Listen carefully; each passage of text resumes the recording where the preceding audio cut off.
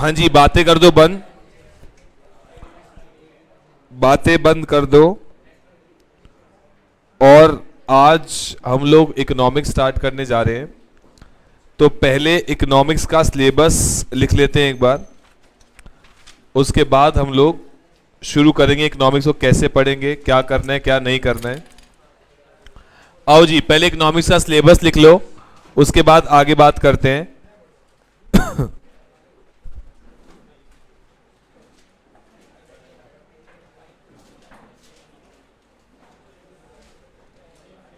लिखो जी, फटाफट से सिलेबस लिख लो।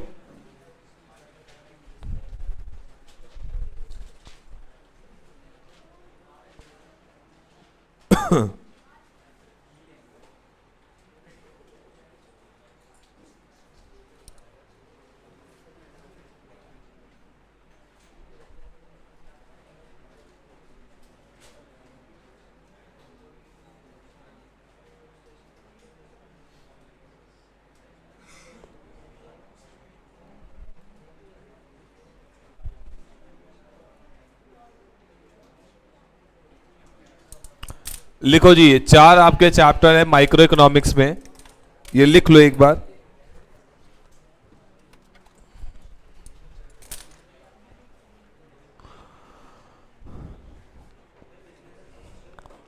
पहला है इंट्रोडक्शन, दूसरा demand supply and consumer behaviour, तीसरा प्रोडक्शन एंड कॉस्ट, और चौथा है टाइप्स ऑफ मार्केट। ये 4 आपके चैप्टर्स हैं माइक्रो इकोनॉमिक्स में। और उसके बाद आपका आएगा part 2 business and commercial knowledge. ये पार्ट 2 है, इसकी बात मैं अभी नहीं करूंगा। इकोनॉमिक्स आपकी 2 पार्ट में डिवाइडेड है।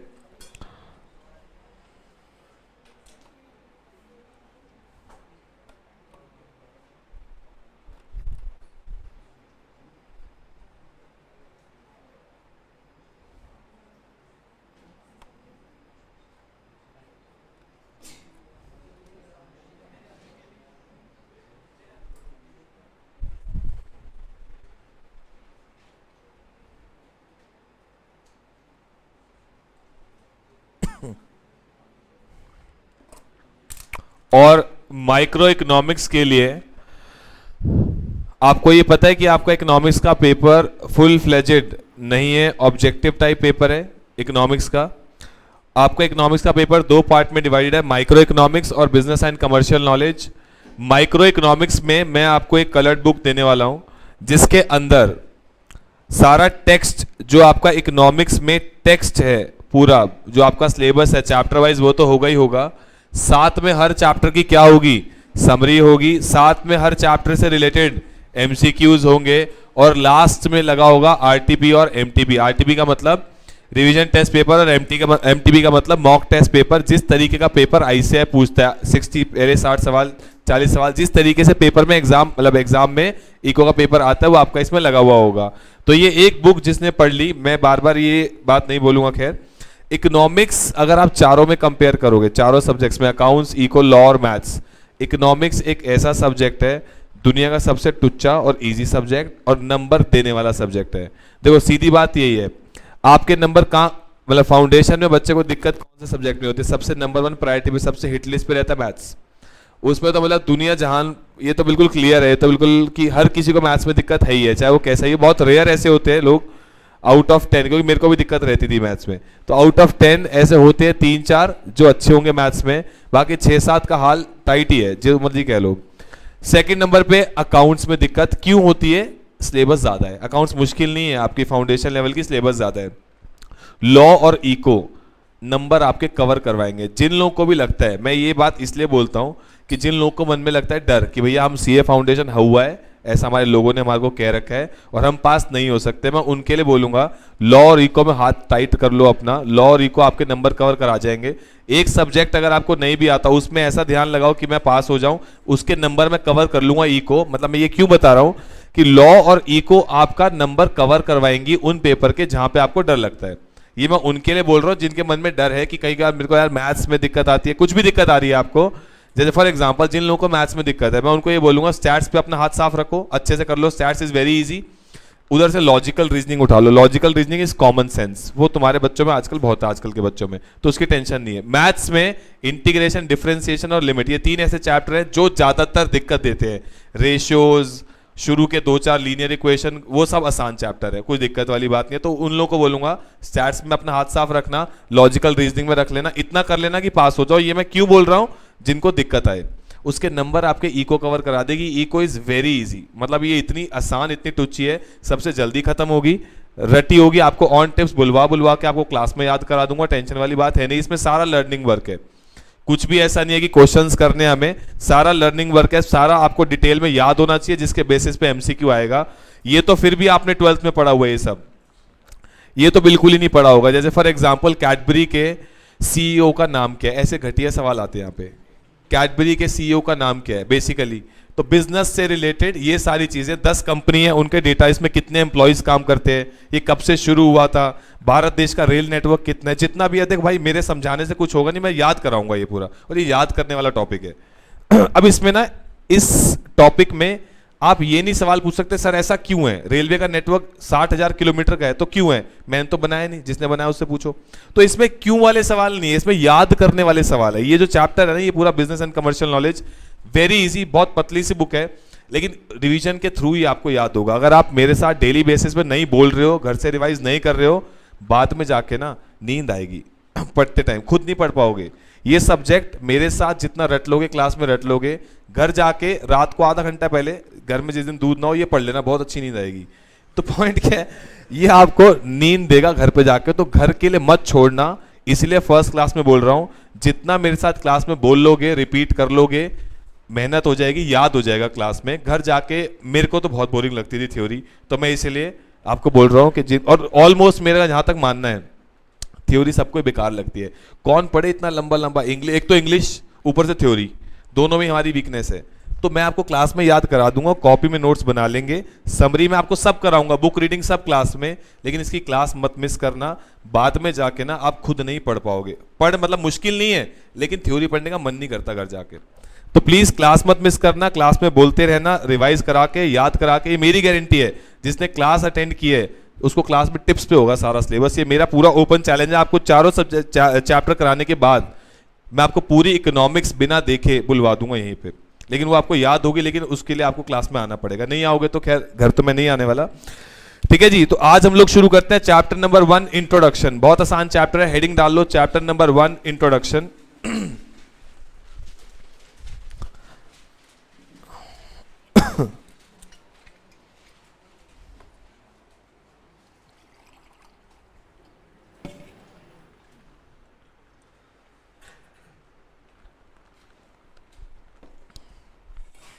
इको में वैसे किसी के 12th में आए हैं 90+ मार्क्स, बहुत है, तुम्हें तो टेंशन नहीं है, फिर तुम तो छोड़ ही दो। 80 अबव, 60 से नीचे एक, अच्छा 95+ किसी का है 95 या उससे ऊपर, 95 या उससे ऊपर, सही है, बढ़िया है। तुम इसका मतलब पक्के रट्टू तोते हो, 95+ लेके आ गए। खैर मेरे 98 मार्क्स थे 12th में। आ जाओ चैप्टर 1 इंट्रोडक्शन पे आओ। अब सुनो जरा, डायग्रामेटिकली समराइज्ड वे में बुक में आपका सारा टेक्स्ट लिखा हो। जिसको ज्यादा पढ़ने का कीड़ा है घर जाके बुक पढ़ ले, वैसे मैं क्लास में रीड करवाऊंगा, टेंशन मत लो। अभी फिलहाल आपको ना इस डायग्राम्स पे ध्यान देना। डायग्राम्स के थ्रू हम पूरा चैप्टर बहुत इजी लैंग्वेज में कॉपी में लिखने वाले हैं, लेकिन पहले समझेंगे उसके बाद नोट करेंगे। शुरू करते हैं। चैप्टर नंबर 1 है आपका इंट्रोडक्शन।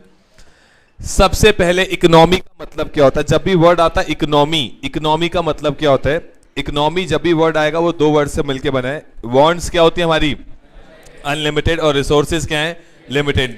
जिस जगह पर ये दोनों चीजें प्रिवेल करें, that means that is called as economy.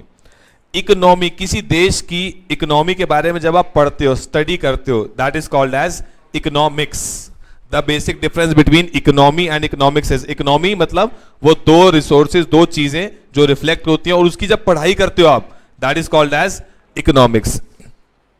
Economics जो है वो एक ग्रीक वर्ड से बना है, ओइकोनोमिया।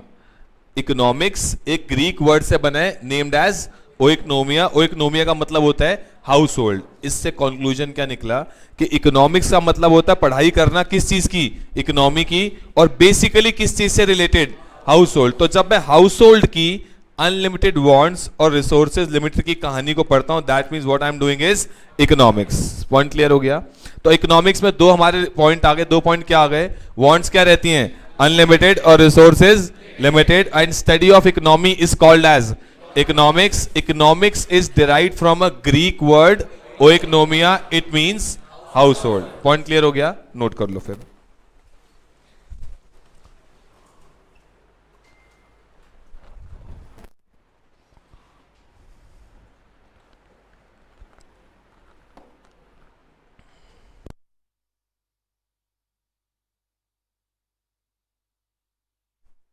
और वैसे खैर तुम्हारे पास अभी तो टाइम होता है, तो तुम घर जाके न्यूज देखने की आदत डाल लो थोड़ी सी, बहुत काम आएगी आपको। पबजी खेलना छोड़ दो, सीए में आ चुके हो, पहली बात। दूसरा, अब तो खैर पोगो वोगो तो देखना तुमने बचपन में ही बंद कर दिया होगा, वो सब छोड़ दो। अब अच्छी चीजें देखा करो, न्यूज देखा करो। वैसे मैचेस भी चल रहे हैं आजकल तो।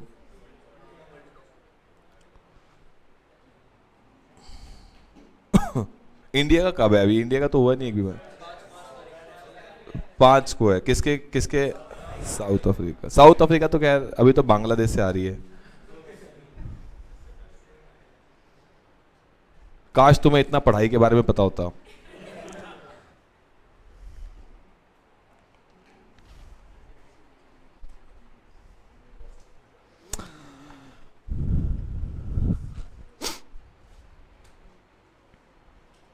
चले जी, हो गया नोट यहां तक?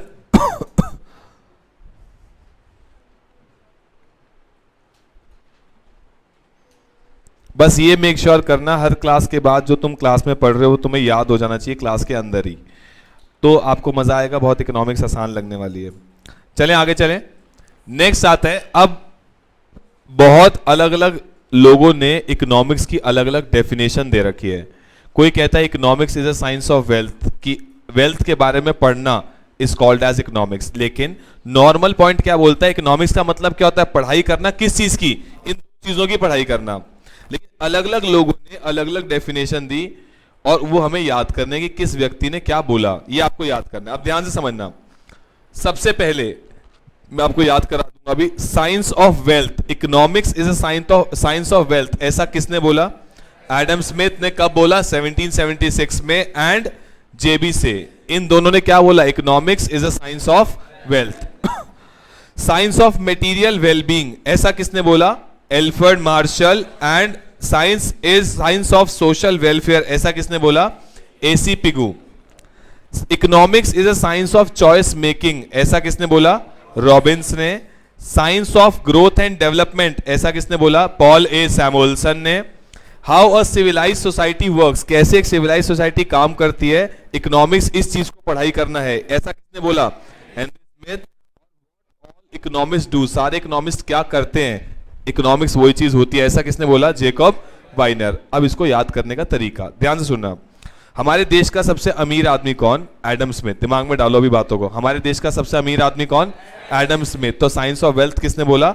एडम स्मिथ ने। जीवन में कभी भी थ्योरी याद कर रही हो ना, उसके साथ कुछ भी लिंक कर लिया करो, वो चीज दिमाग में बैठ जाती है। तो सबसे अमीर आदमी कौन? एडम स्मिथ और जेबी से, ये दोनों सबसे अमीर आदमी है। अब ध्यान से सुनना, science of material wellbeing. Material wellbeing का मतलब कि आप सब लोग कैसे हैं, ये सब इकोनॉमिक्स बताती है। अब एल्फ्रेड मार्शल, इसके नाम में क्या है? मार। ये पहले मारता है लोगों को मारने के बाद उनसे पूछता है कैसे हो? Science of material wellbeing. तो मटेरियल वेलबींग ऐसा किसने बोला? Alfred martial. मार्शल पहले क्या करता है? लोगों को मारता है और फिर उनसे बोलता है तुम लोग कैसे हो? मटेरियल वेलबींग कैसे पूछता है सबका। सोशल वेलफेयर, इसके नाम में क्या है? सुअर। तो ये खुद एक पिग है जिसका खुद का वेलफेयर हुआ नहीं और दुनिया से पूछता है तुम्हारा वेलफेयर कैसा है। पॉइंट क्लियर हुआ? अभी याद करते हैं, सबसे अमीर आदमी कौन? Adam Smith.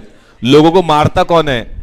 Alfred Marshall. इसका मतलब वो क्या पूछता है लोगों से? Science of material wellbeing. किसका खुद का वेलफेयर नहीं हुआ? एसी पिगू का। वो दुनिया से क्या बोलते हैं? Social welfare.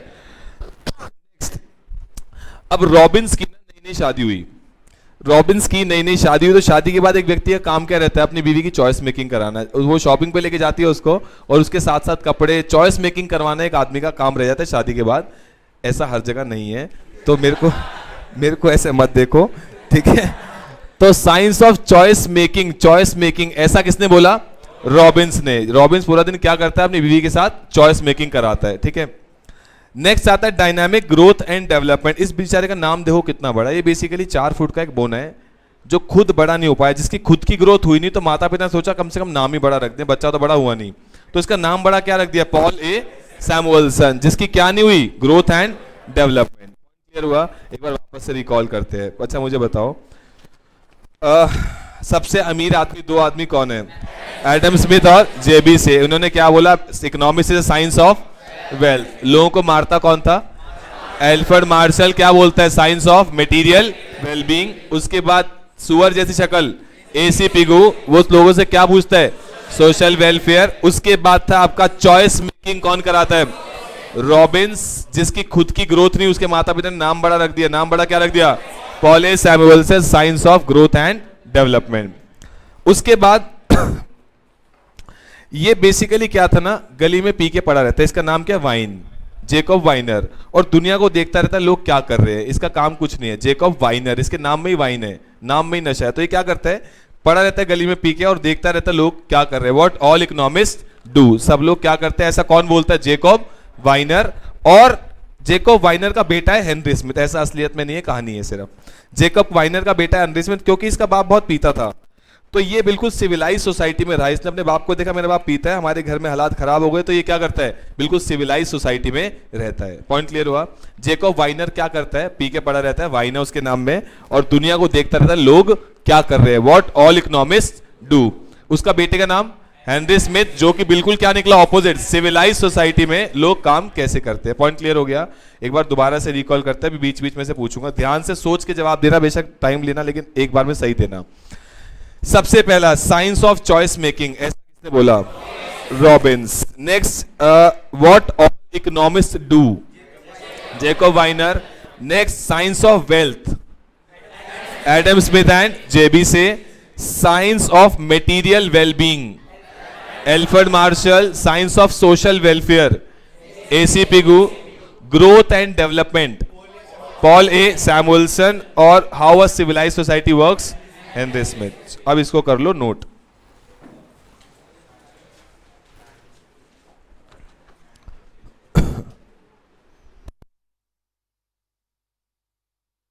नाम मत लिखना अभी, देख देख के, सिर्फ ये हेडिंग लिखो, उसके बाद बिना देखे अपने आप नाम लिखना। एक और तरीका आपको याद हो जाएगा, खुद लिख लोगे तो। एक बार सिर्फ हेडिंग लिखना, नाम मत लिखना।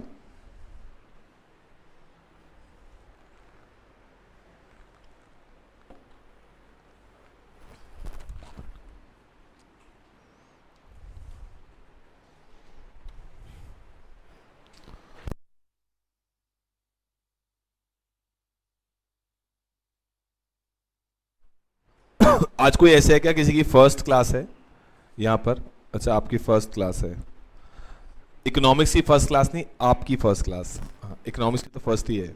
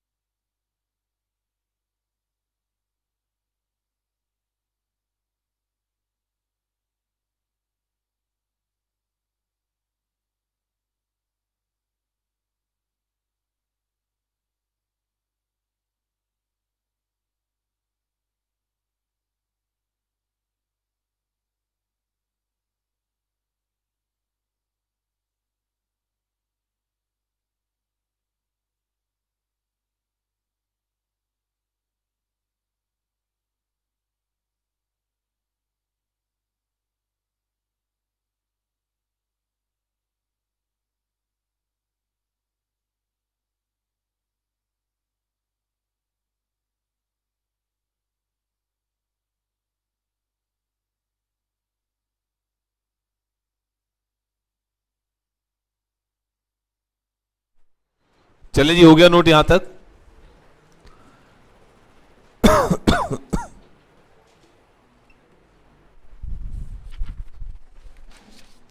नेक्स्ट, बचपन में पढ़ा हुआ डिफरेंस, हटा दो इसको। नेक्स्ट, आपने बचपन में ये कहानी पढ़ी होगी, difference between micro and macro economics. अब बताओ जरा, माइक्रो इकोनॉमिक्स का मतलब क्या होता है? Study of individuals. मैक्रो मतलब स्टडी ऑफ एग्रीगेट्स। इसका मतलब जब आप एक पर्टिकुलर मार्केट, एक प्रोडक्ट या किसी एक चीज की बात करते हो, दैट मीन्स आप छोटे लेवल पे बात कर रहे हो, दैट मीन्स आप माइक्रो इकोनॉमिक्स की स्टडी कर रहे हो। मैक्रो इकोनॉमिक्स का मतलब जब आप सबकी बात करते हो, as an aggregate, as a whole, सबकी बात करते हो, that is called as macro economics. Deals with individual income, it deals with national income. Main tools are, इसके मेन टूल्स क्या है? इंडिविजुअल की डिमांड और इंडिविजुअल की सप्लाई। इसके मेन टूल्स क्या है? Aggregate demand and aggregate supply. ये नैरो इन स्कोप है ऑब्वियसली, और ये वाइडर इन स्कोप है। This is partial equilibrium, this is general equilibrium. इस लाइन का मतलब बताओगे। माइक्रो को हम पार्शियल इक्विलिब्रियम क्यों कहते हैं और मैक्रो को जनरल इक्विलिब्रियम क्यों कहते हैं? मेरे सवाल का जवाब दो कि इक्विलिब्रियम का मतलब क्या होता है? जहां पे डिमांड और सप्लाई सेम हो जाते हैं, इक्वल हो जाते हैं।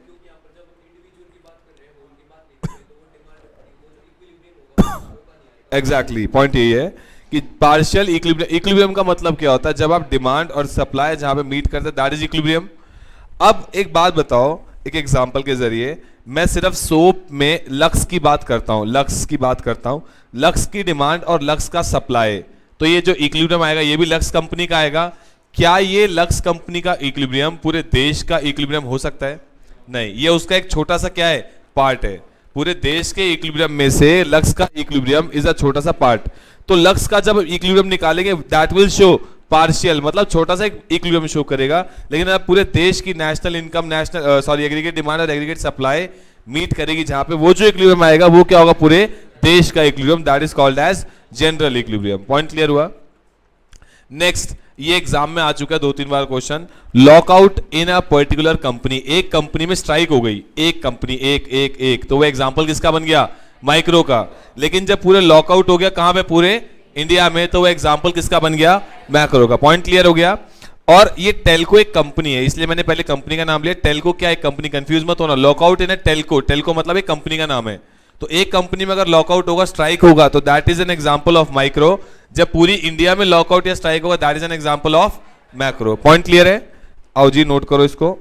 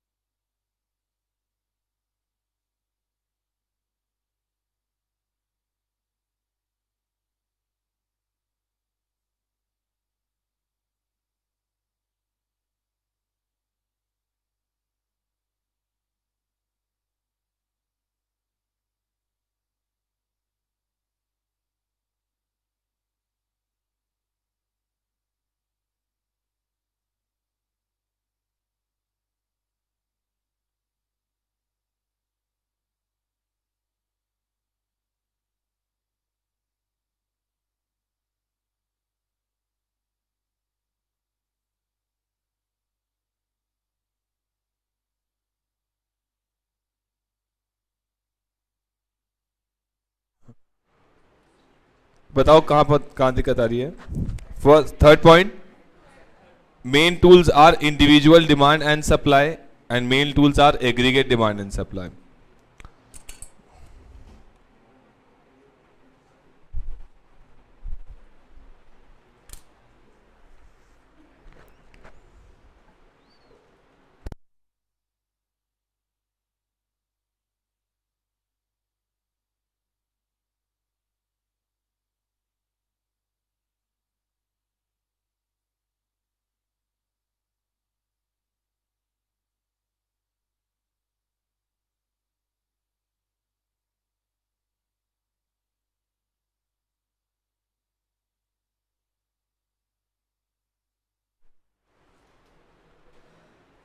चलें जी, हो गया, हटा दो इसको।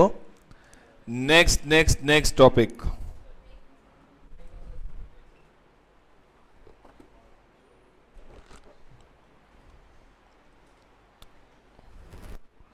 चलूं, हटा दूं। हमारे देश में कितनी सेंट्रल प्रॉब्लम्स हैं, ये आपने पढ़ा हुआ टॉपिक? तीन। बचपन में तीन होती थी, अब बड़े हो गए चार हो गई है। बताओ तीन प्रॉब्लम, बताओ तीन कौन सी होती थी? What to produce, how to produce and for whom to produce. ये तो थी बचपन वाली तीन। अब एक नई प्रॉब्लम आ गई है हमारे देश में, what provision should be made for future production. ध्यान से सुनना कहानी। मैं एक पेन मैन्युफैक्चरर हूँ, ठीक है, मैं पेन बनाता हूँ। आज मेरे पास ऑप्शन है, मेरे पास क्या ऑप्शन है कि अपने सारे रिसोर्सेज से पेन बनाऊं या पेन बनाने वाली मशीनें बनाऊं। मतलब प्रोड्यूसर गुड्स बनाऊं। प्रोड्यूसर गुड्स का मतलब क्या होता है? जो प्रोड्यूस करने के काम आते हैं, मशीनें। और कंज्यूमर गुड्स का मतलब क्या होता है? जो डायरेक्टली कंज्यूमर क्या करता है? कंज्यूम करता है। अगर आज मैं प्रोड्यूसर गुड्स ज्यादा बनाऊंगा, प्रोड्यूसर मतलब मशीन ज्यादा बनाऊंगा, तो कल को फ्यूचर जनरेशन पेन ज्यादा बना पाएगी। लेकिन अगर आज मैं सारे रिसोर्सेज इस्तेमाल कर लूंगा पेन बनाने में, तो फ्यूचर जनरेशन पेन कैसे बनाएगी? सारे रिसोर्सेज तो मैंने पेन बनाने में इस्तेमाल कर लिए। तो what provision should be made for future production, कि फ्यूचर के लोग भी प्रोडक्शन ढंग से कर पाए, उसके लिए मुझे क्या प्रोविजन आज से करके चलनी चाहिए? यानी आज कंज्यूमर गुड्स बनाऊं या फिर प्रोड्यूसर गुड्स बनाऊं। पॉइंट क्लियर हो गया? ये बात हमें पता है। व्हाट टू प्रोड्यूस का मतलब बेसिकली क्या होता है?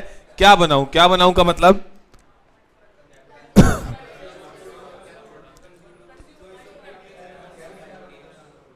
जैसे मेरे पास दो तीन प्रोडक्ट्स हैं, ऑप्शन है हर प्रोडक्ट की, तो मैं क्या प्रोडक्ट बनाऊं? जैसे आपने शायद इसका घटिया एग्जांपल 12th में पढ़ा होगा, गन्स एंड ब्रेड बटर, ऐसा करके, जिसका आपस में कोई नाता नहीं है। ऐसा घटिया मैंने इसलिए इस एग्जांपल को बोला। 12th में आपने पढ़ा होगा गन बनाऊं या बटर बनाऊं, कोई लेना देना ही नहीं है आपस में।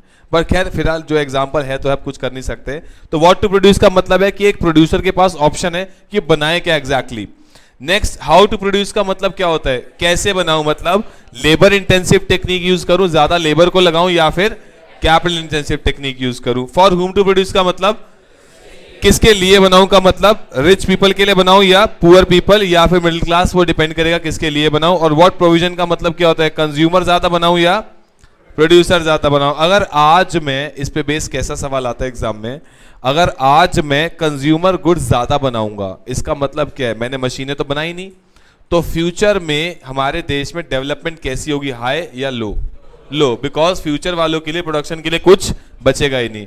और अगर आज मैं प्रोड्यूसर गुड्स ज्यादा बनाता हूं, तो फ्यूचर की डेवलपमेंट, फ्यूचर में फ्यूचर की डेवलपमेंट कैसी होगी? ज्यादा होगी, हाई होगी। पॉइंट क्लियर हुआ? इस तरीके से सवाल आते हैं इस कॉन्सेप्ट पे बेस्ड। नोट कर लो इसको अब।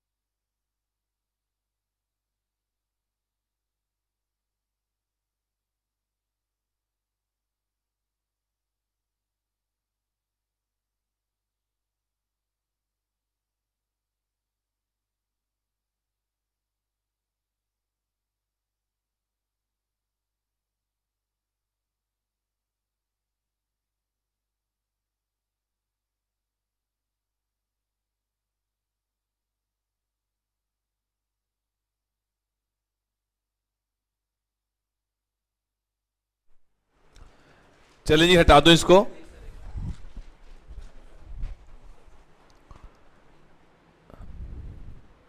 नेक्स्ट छोटी सी कहानी समझना। अभी तक हमने चार चीजें कर ली हैं, एक बार थोड़ा सा रिकॉल करते हैं। इकोनॉमी में बेसिकली दो फीचर्स होते हैं, एक बार कोशिश करते हैं याद करने की। इकोनॉमी में कितने फीचर्स हैं? दो, वांट्स अनलिमिटेड और रिसोर्सेज लिमिटेड।